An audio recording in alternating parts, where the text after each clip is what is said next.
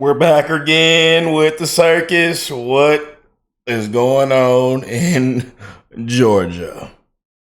Fulton County, throw the whole county away. Corrupt. Remove the DA, remove the judge. Everybody needs to be removed, disbarred, investigated. Hands behind your back. Unbelievable. What is going on, y'all? I hope everybody is blessed, well, healthy, and that nothing but the best is going on in all you beautiful people's life. Now, I don't care if it doesn't care who's in trouble, who did this and that, or if you don't like the rap music or not. It's the fact that just a bunch of didn't earn it.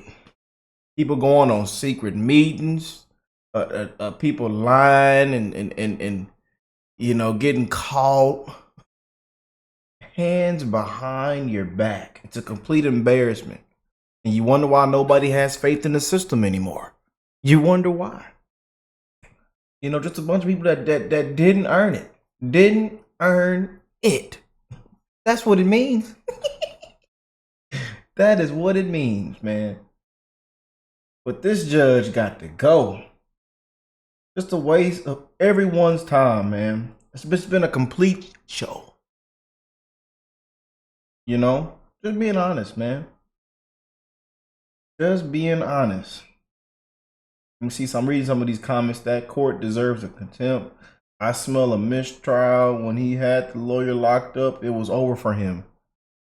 Yeah, poor fella got caught, man. Salute to Brian, man. True patriot. True patriot in my books.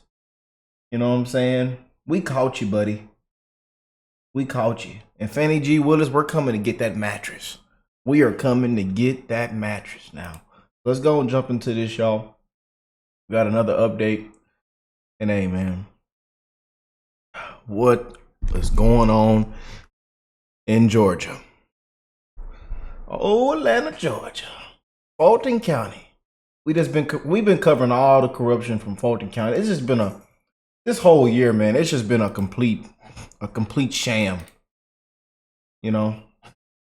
Unbelievable, man. Complete embarrassment.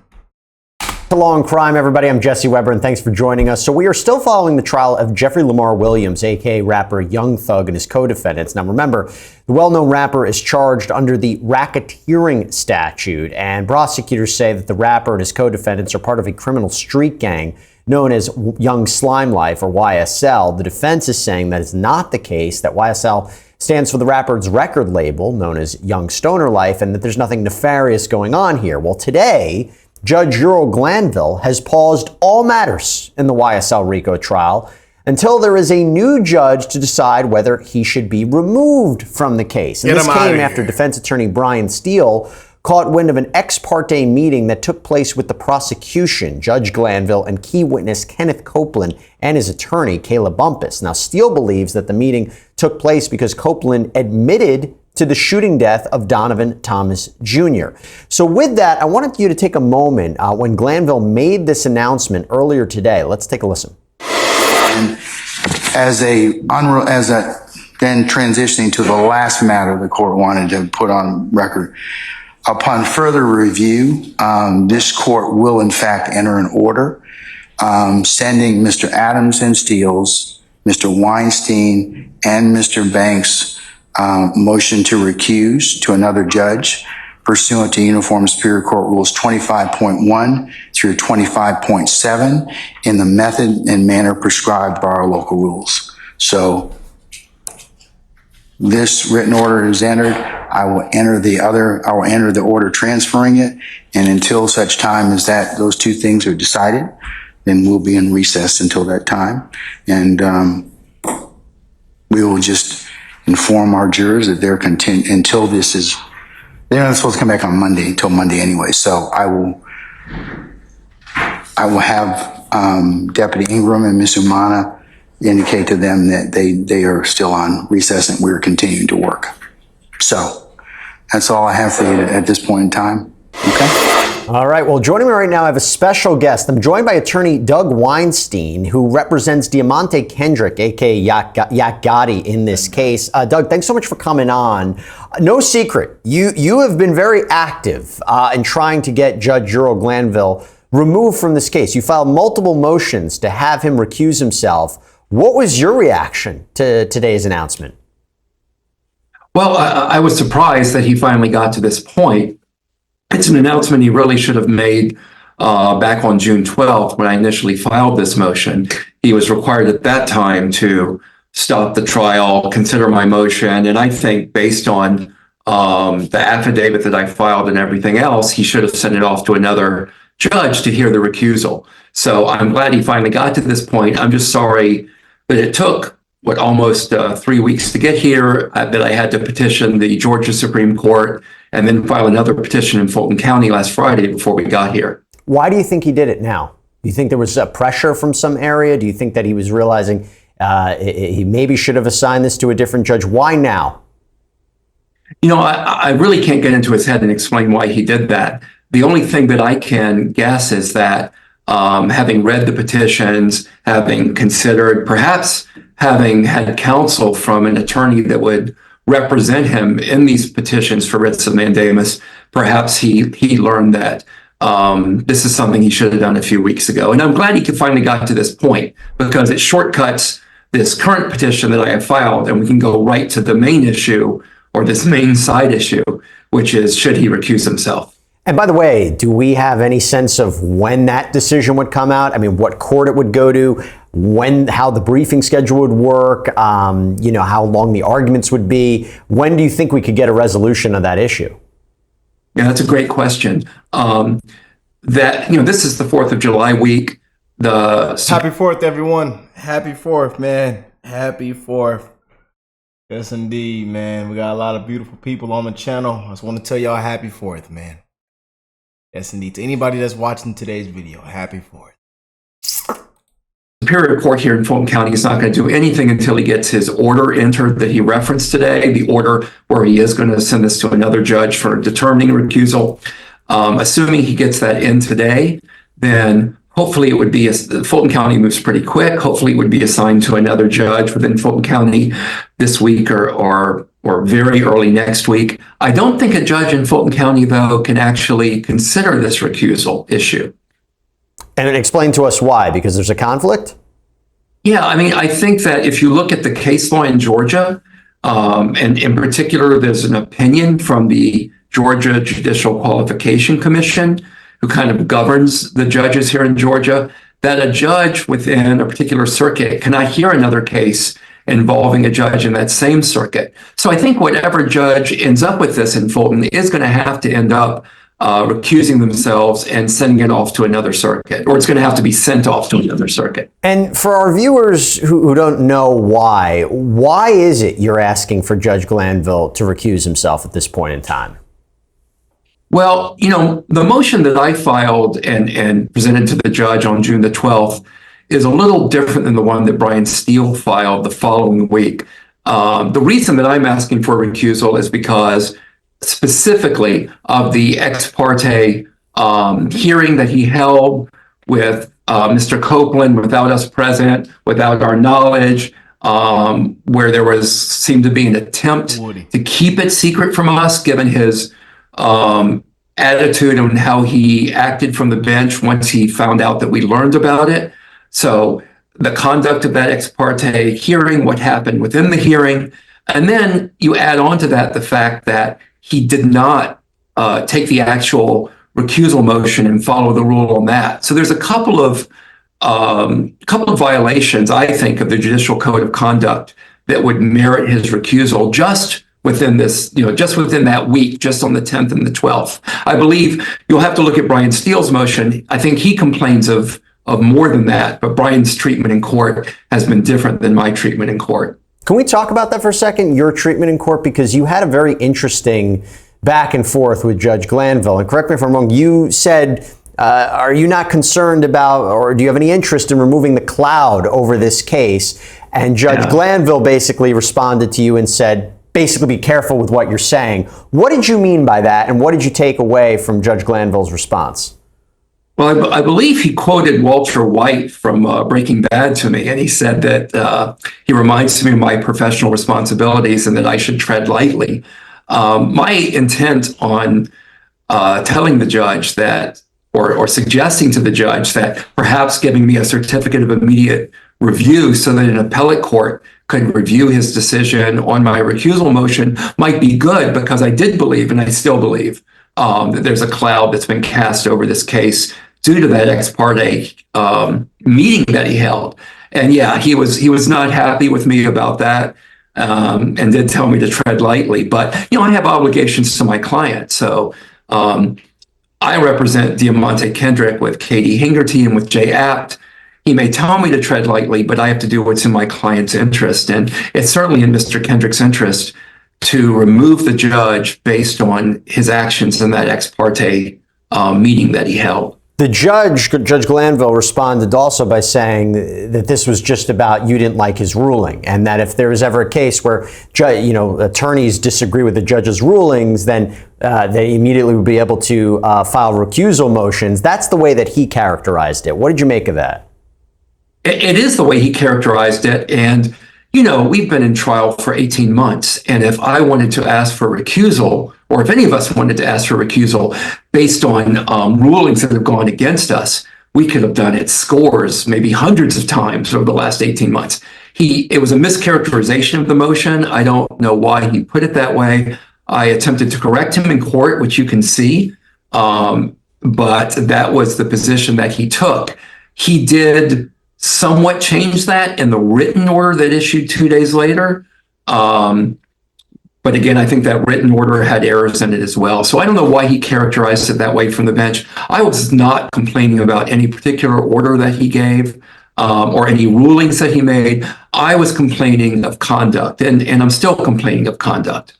And let's amplify that a little bit, because one of the allegations is that in this ex parte meeting, that Judge Glanville essentially, and this has been put forward by Brian Steele, intimidated Copeland and said that you have to testify because Copeland was resisting to testify. And then Copeland had suggested that he was going to go take the stand and say that he was involved in the shooting death of Donovan Thomas. Do you believe that Judge Glanville engaged in witness intimidation?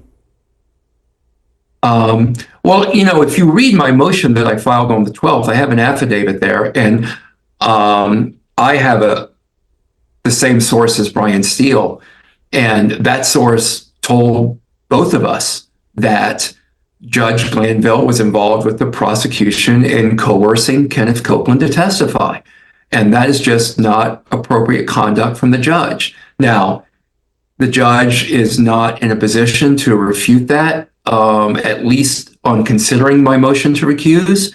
If he wants to refute that later, perhaps the transcript will show that my source was completely wrong. But again, that's why I've been asking for the transcript. And in the written order that the judge gave us on the 12th of June, he doesn't really deny what I state in my affidavit, which is the same as pretty much as what Brian Steele said in court. He doesn't really refute that in the order. He just says that I lack additional evidence to support that affidavit. But of course, how can I have that evidence if he's refusing, at least at that time, providing the transcript? How do you think Judge Glanville's been doing overseeing this case, which is a massive case, very complicated case, over almost a year of jury selection? What's your views on how he's presiding over this trial? Well, I think that he's in a very difficult position. It's a very complicated, complex case that the state has brought. I think he's been trying hard. I think he's been trying to do his best. I believe that I suspect he believes that he's making rulings that are unbiased. And I have tried to believe that that's really the case. But after what I learned occurred in chambers on June the 10th, I'm going back now and questioning a lot of my beliefs. But up until that time, I really didn't. Told you, buddy. Actions speak louder than words.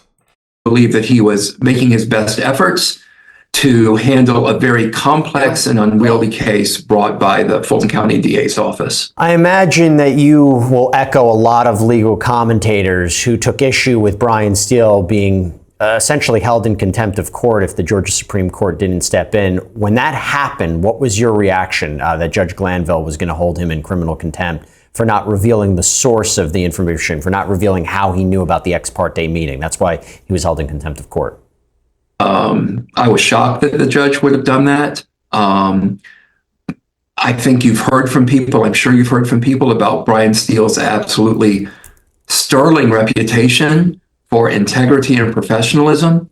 And maybe the last lawyer I could ever imagine being in contempt of court. 30 years, man. 30 years.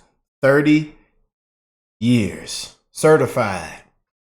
True patriot. Be Brian Steele. So having seen him held in contempt, I was just stunned by that. And I kind of believed it was an effort by Judge Glanville to deflect from his conduct during the morning of the 10th in that ex parte hearing and change the focus onto Brian Steele. Where did you learn of that information, Mr. Steele? That's not really the issue. And that's not the issue that Brian was bringing up. Where he learned of it isn't important. What's important is what happened in that meeting. Mm-hmm. And let's just finalize it on this point. If another judge, whether it's from a different county or whatnot, decides that Judge Glanville should recuse himself, what is going to happen with this trial? Does it start from all over again? Do you start from jury selection? What do you think is going to happen if that happens? Well, I can tell you what the law says on a trial where you have a recusal of a judge, which is in Georgia, if there's a recusal of the judge, you're supposed to essentially rewind the case to the point where the judge should have recused himself. When I presented the judge with my motion on the 12th of June and he denied it, at that point, what he was supposed to do was do what he did today, which is send our motion to another judge. He failed to do that. So you have to rewind to that point. I don't see how a new judge unwinds the case to June the 12th. If memory serves me and my notes are correct, the jury has heard evidence from Copeland. There have been arguments. There have been rulings from the judge. How do you unwind this case to June the 12th? I don't see how you unwind this case. How does the jury unhear the testimony from Copeland that they heard? I think it's very difficult to rewind the case at this point. Wow. Doug Weinstein, Diamante Yakgati, Kendrick's attorney, thank you so much for coming on. Really appreciate you taking the time. Wow. Oh, boy.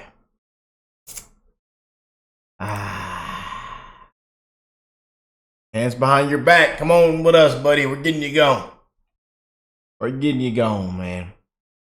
Matter of fact, throw the whole case away. Throw the whole thing. Throw the whole thing away. Fulton County, man. Just a lot of didn't earn it.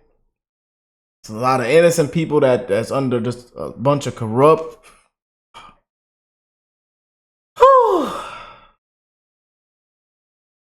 Complete circus, man. A complete embarrassment of the judicial system, man. Simple as that, man. Free them people, and the state should review a lot of cases from this county. Simple as that. I agree. Yeah. Telling y'all, man. And don't even be surprised if a worse judge comes. Yeah. Because this whole thing, this county, is just a complete embarrassment, man. Simple as that, you guys. But y'all comment down below. Let me know what y'all think, man. What do y'all think? Comment down below. But hey, I'm wishing the best in all you guys' life. We're going to bring amazing updates. We're going to, again, cover what's going on. You know, we should get some more news back pretty soon. And hey, we're rocking and rolling, y'all. I love y'all. Happy 4th. And I will catch you beautiful people in the next one. Peace and love, y'all.